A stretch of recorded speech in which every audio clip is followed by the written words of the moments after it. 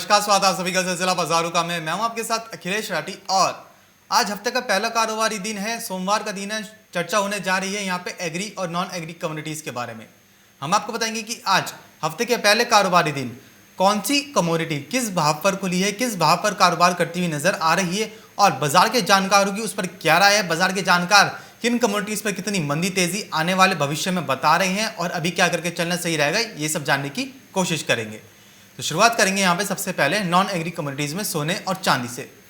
तो जैसे कि बीते कारोबारी सत्र में हमने देखा था कि सोना और चांदी गिरावट के साथ बंद होते हुए नजर आए थे। आपको बताया कि घरेलू आदत बाजार में सोना लगभग 45,000 के स्तर पर गिरावट के साथ लाल निशान पर बंद होता हुआ नजर आया था। वहीं चांदी में भी एक गिरावट देखने को मिली थी।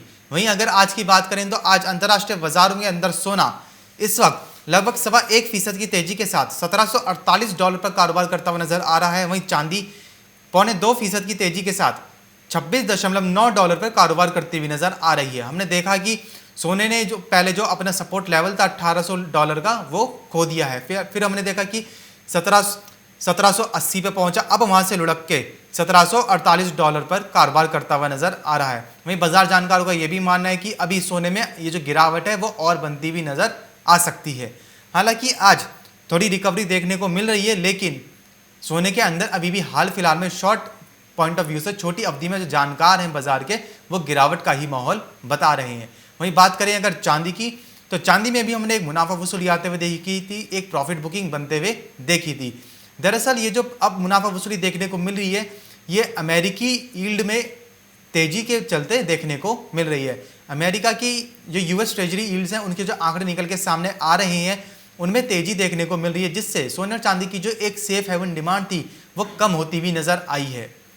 हमने देखा है कि निवेशकों ने अब इक्विटी मार्केट में शेयर बाजार में ज़्यादा पैसा लगाना शुरू कर दिया है। जैसे ही लॉकडाउन खुला है सोने की जो सेफ हेवन डिमांड थी वो अब कहीं ना कहीं कम होती हुई नजर आई है और इसका इम्पैक्ट हम सोने और चांदी की कीमतों पर पड़ता हुआ देख रहे हैं।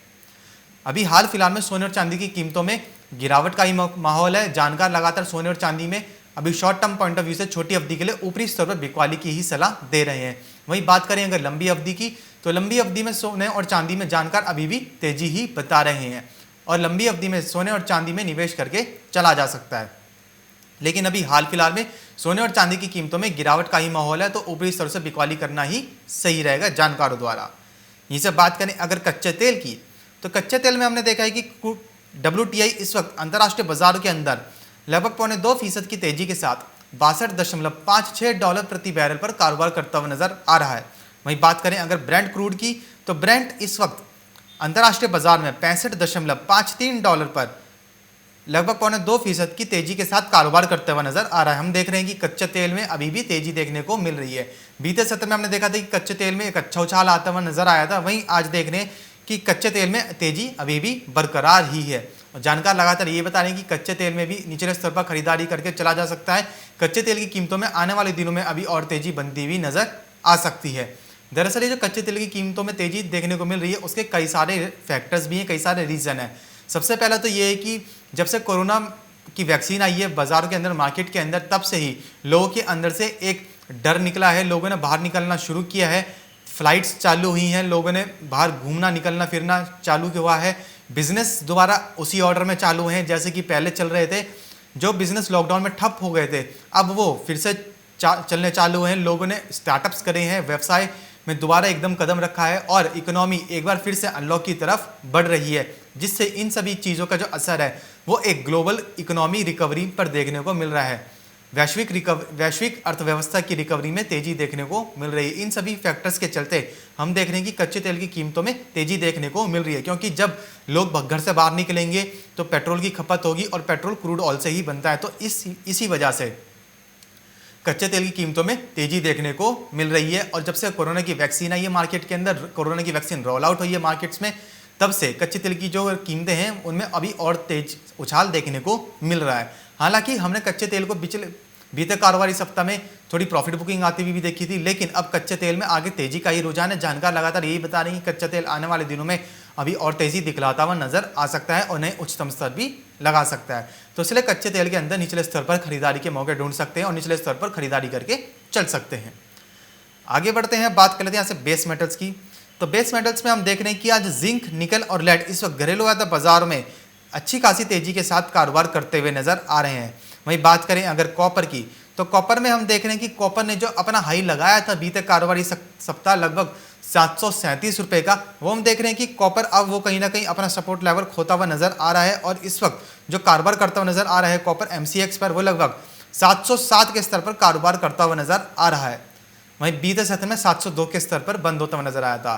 तो यानी कि ऊपरी स्तर से एक मुनाफा वसूली बनती हुई नजर आई है। हमने कॉपर के अंदर ऊपरी स्तर से प्रॉफिट बुकिंग आती हुई देखी है, लेकिन कॉपर के अंदर इसको गिरावट नहीं कहेंगे, इसको प्रॉफिट बुकिंग ही कहेंगे, क्योंकि अभी ओवरऑल बेस मेटल्स की जो डिमांड है, बेस मेटल्स का जो रुझान है वो तेजी की ही तरफ है।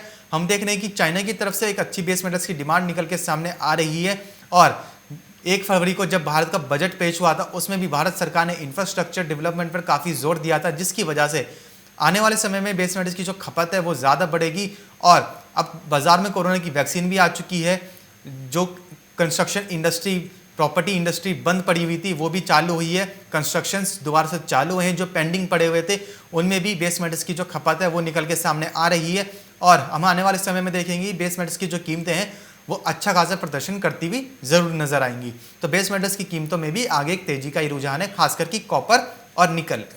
कॉपर और निकल ये दो ऐसे बेस मेटल्स हैं जिनमें आप अच्छे खासा मुनाफा कमा सकते हैं। हालांकि हर एक बेस मेटल्स में तेजी का ही रुझान है, लेकिन कॉपर और निकल इन दोनों बेस मेटल्स में हम देखेंगे कि सबसे ज़्यादा तेजी बनती हुई जरूर नजर आएगी। तो आने वाले दिनों में बेस मेटल्स की कीमतों में तेजी का ही रुझान है, तो इसलिए बेस मेटल्स की कीमतों में निचले स्तर पर जानकारों के द्वारा खरीदारी की सलाह रहेगी। जानकारों द्वारा आपको बेस मेटल्स की कीमतों में निचले स्तर पर खरीदारी के मौके ढूंढने हैं और खरीदारी करके चलना है। इसे बात करें अगर नेचुरल गैस की, तो हम देख रहे हैं कि आज नेचुरल गैस अंतर्राष्ट्रीय बाजार में $2.78 पर लगभग आधे फीसद की तेजी के साथ कारोबार करती हुई नजर आ रही है। आपको बता दें कि अमेरिका में ज़्यादा सर्दी के कारण नेचुरल गैस की जो डिमांड थी हमने वो देखा था कि बढ़ती हुई नजर आई थी, और ज़्यादा ठंड होने की वजह से नेचुरल गैस के जो प्लांट्स थे वो भी बंद कर दिए गए थे, क्योंकि ठंड ज़्यादा पड़ रही थी, तो इसलिए भी जो प्लांट्स थे वो भी बंद करने पड़े थे। इसकी वजह से हमने देखा था कि नेचुरल गैस की कीमतों में एक तेज़ी बनती हुई ज़रूर नजर आई थी। लेकिन अब वहाँ से ये खबरें निकल के सामने आ रही कि अमेरिका में जो मौसम है वो थोड़ा सुधरता हुआ नज़र आ रहा है।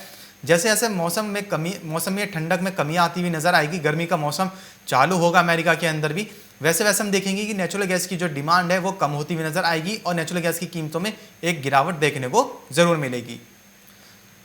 तो ये तो बात करी थी हमने नॉन एग्री कमोडिटीज़ की कि आज हफ्ते के पहले कारोबारी दिन कौन सी नॉन एग्री कमोडिटी किस भाव पर खुली है, किस भाव पर कारोबार करती हुई नज़र आ रही है और जानकारों की उस पर क्या राय है। फिलहाल सिलसिला बाजारों का मैं बस इतना ही, कहीं जाएगा नहीं, क्योंकि खबरों का सिलसिला लगातार ये बना रहेगा मार्केट टाइम्स टीवी पर।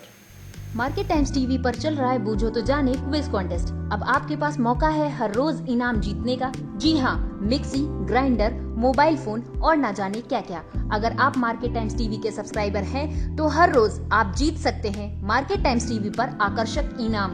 और अगर आपने मार्केट टाइम्स टीवी को सब्सक्राइब नहीं किया है तो तुरंत सब्सक्राइब करें। मार्केट टाइम्स टीवी पर चल रहा बूझो तो जाने क्विज कॉन्टेस्ट, जिसमें हम हर प्रोग्राम के अंत में पूछते हैं आपसे अर्थव्यवस्था, कमोडिटी बाजार, मंडियों का हाल, शेयर बाजार पर सवाल।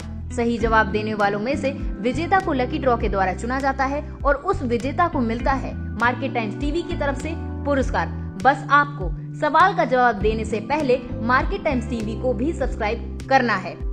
आज का सवाल है, गेहूं के अधिकतम उत्पादक वाला राज्य कौन सा है? आपके ऑप्शंस हैं option A Punjab, option B Haryana, option C Uttar Pradesh, option D Madhya Pradesh. जवाब के लिए टाइप करें वीट ए, वीट बी, वीट सी, वीट डी। आपको मार्केट टाइम्स टीवी चैनल को सब्सक्राइब करना है और जवाब व्हाट्सएप करना है। आप जवाब व्हाट्सएप कर दें 9953882229 पर। आप में से लकी विजेता जीत सकता है हेयर ड्रायर।